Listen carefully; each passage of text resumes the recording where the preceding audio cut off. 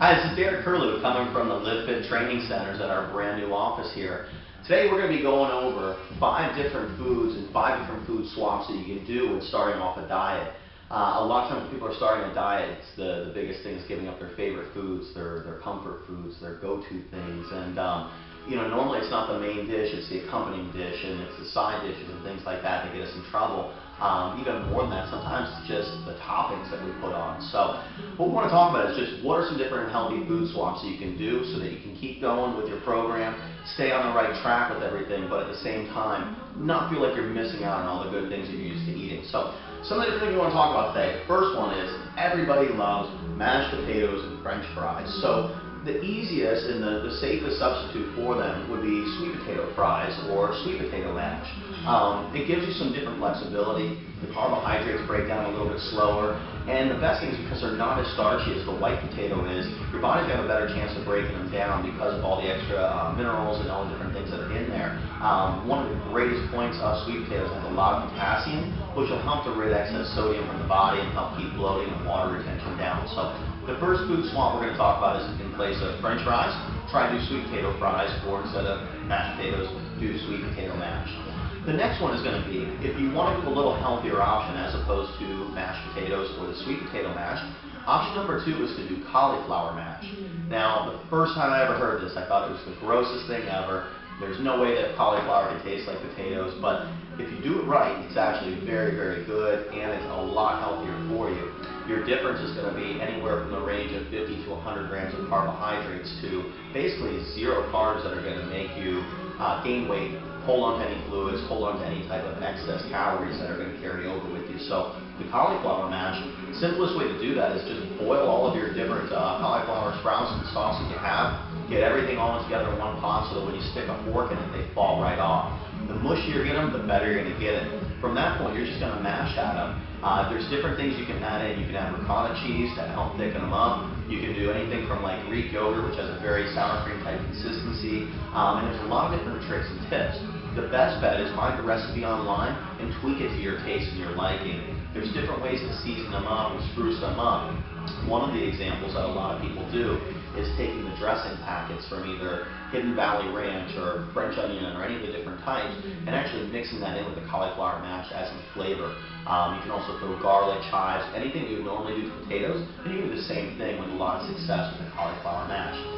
The next one is going to be pasta. I love spaghetti, I love pasta, and some different options if you were going to try and make something that's, say, a little bit easier to digest is A, you could go with rice pasta, which is one of my favorites.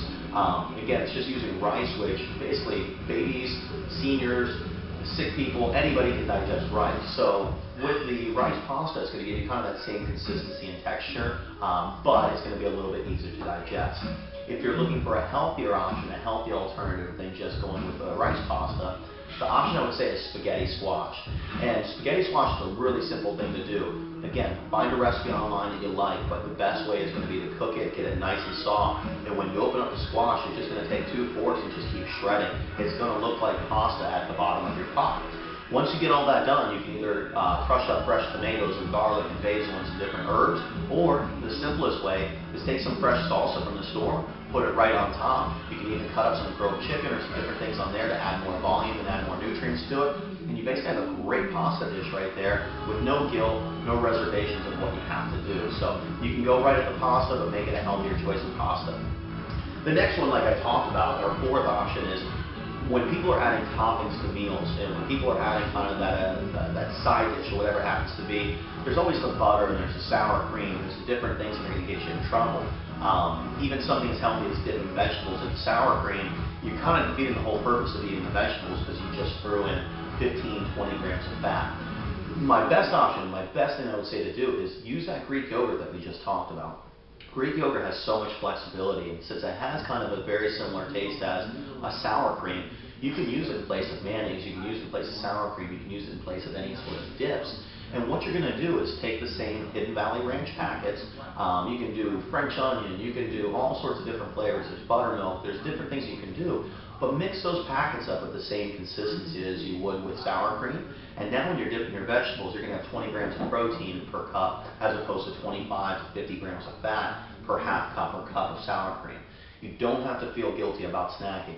You can sit in front of the TV and just keep mowing down. The more bites you take, the more protein you're putting in, the more it's going to help to build muscle and burn fat. So I love that option. The other thing you can do is you can use that as spreads on your meat. You can coat chicken with Greek yogurt with different spices and garlic and things like that. Bake it in the oven, and all that stuff is going to soak up and help to moisturize that meat that you're eating and just add a whole lot more flavor. So use that as an option. One of the other things I've found is in place of mayonnaise, we've had some people mixing that up, but they'll throw either like a little bit of relish in with their tuna and a little bit of Greek yogurt, or they'll add a little bit of lemon zest, so they're adding something different to it. An option that I've found that a lot of people like is taking an avocado, mashing it up and crushing it up, and it becomes a perfect paste and a perfect spread that you can use. Again, you're adding good, healthy fats and not any of the extra saturated fats that are going to help clog up your arteries. Avocados contain a similar type of fat, but your body breaks them down a whole lot easier. It's one of the healthiest and most vitamin-packed foods that you can get. The last thing we're going to talk about is something that people always overlook, and it's one of the simplest corrections that you can make. Every morning, most people start their day off with a coffee or a soda or a tea. Well, for those coffee drinkers, as soon as you put in that 2 tablespoons of creamer, or 3 or 4, as that coffee mate starts to get a little heavier and heavier, you start dipping and dipping, you're adding anywhere from 15, 20, 30 grams of sugar per cup of coffee. And a lot of people don't realize how fast that adds up. A tablespoon and 2 tablespoons is not a huge serving size. So using an option of vanilla whey protein in your coffee is going to add a nice creamy rich flavor to it. Again, you're adding more protein, keeping your blood sugar more stabilized, and you're starting with a muscle pack or muscle powering drink right to start the day. If you don't want to go off the deep end all the way and go to vanilla protein, just a quick simple fix that you can do is go with a non-fat creamer. Maybe not the healthiest option because it's going to have some different preservatives, or what great choice, and probably my favorite option for all of you to use, is vanilla unsweetened almond milk. You're going to only add about 30 to 35 calories per serving. The sugar is only going to be about 1 gram to 2 grams. You're going to keep that protein that same like 3 to 5 grams of protein, but it tastes great. You still get to kind of cream down your coffee a little bit, and you're getting all the same benefits and everything else from your coffee, of the mental alertness, the energy and everything, but you're not adding 30 grams of sugar to flatten out your metabolism to start the day. So hopefully these 5 different tips that we gave you are some nice alternatives, some easy, simple things you can put into your lifestyle. The key to what I just said there is it's lifestyle. It's not a diet. It's not anything else beyond that. But the more healthy choices you can make throughout a day, they become habits and they become part of your lifestyle. And that's what this is all about. If you can turn these things into good habits on a daily basis, it becomes second nature. You forget about the creamer. You forget about the other stuff. One of my guys who I idolize and I just kind of look up to, he's a bodybuilder, and he always says he doesn't ever crave KFC because he's never tasted it. And he doesn't ever crave McDonald's because he's never tasted it. And it's one of those things that I've found in my own personal experience that the longer I avoid a food, I don't crave it anymore. And when you find good, healthy alternatives that don't make you feel like you're dieting, you're always going to be a whole lot more successful. So I hope these 5 tips will really help you. Stay tuned next week. Next week we're going to be talking about healthy desserts and how you can have indulgent, yummy treats that I do on a regular basis and still not worry about the extra calories, the extra sugar, and the extra fat. Till next time, I'll see you guys later.